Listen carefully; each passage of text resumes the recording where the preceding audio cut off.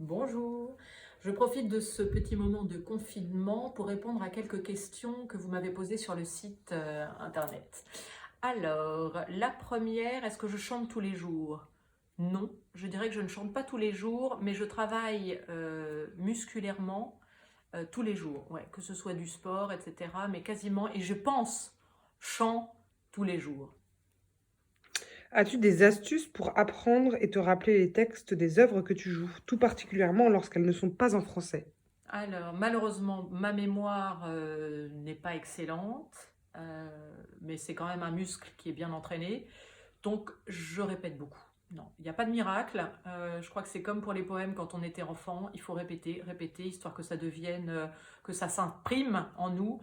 Et puis, il y a différents stades en fait, parce qu'à l'opéra, on apprend la musique, on apprend le texte. Et puis après, la mise en scène nous aide énormément je dirais, finaliser les quelques doutes qu'on a éventuellement. Donc, il faut faire confiance en fait avec ce processus de mémoire. Prépares-tu les rôles masculins et les rôles féminins de la même manière?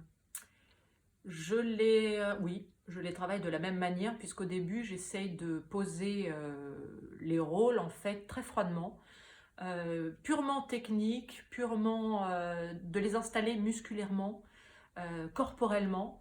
Et puis après, j'ai confiance d'une certaine manière en la capacité avec un metteur en scène voilà, parce que chaque metteur en scène aussi a son idée de la corporalité de ce qu'il veut.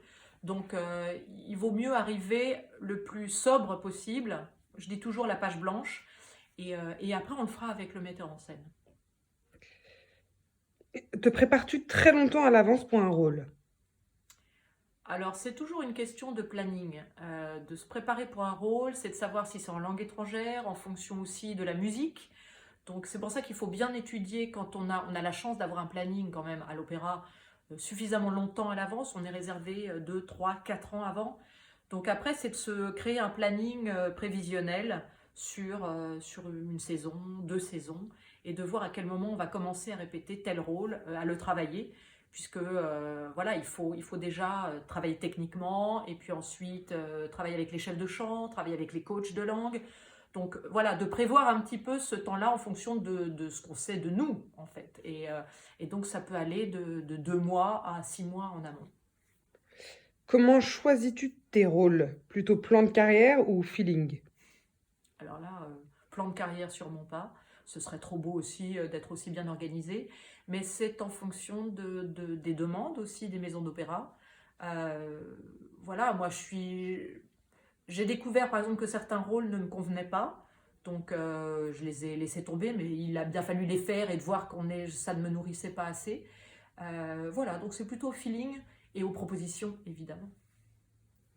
Que préfères-tu faire, des récitals ou des opéras? Eh bien, l'un ne va pas sans l'autre, il faut faire les deux. L'un nourrit l'autre. L'opéra, on est entouré de beaucoup plus de gens, on est beaucoup plus en interaction. Le récital est beaucoup plus intime. Et je crois que l'un et l'autre, en tous les cas chez moi, j'aime les deux exercices. Euh, je dirais que pour la mémoire, c'est quand même le récital qui est le plus compliqué. Et l'opéra, il y a davantage d'interaction humaine et c'est formidable. Eh bien, merci et à la prochaine. Portez-vous bien.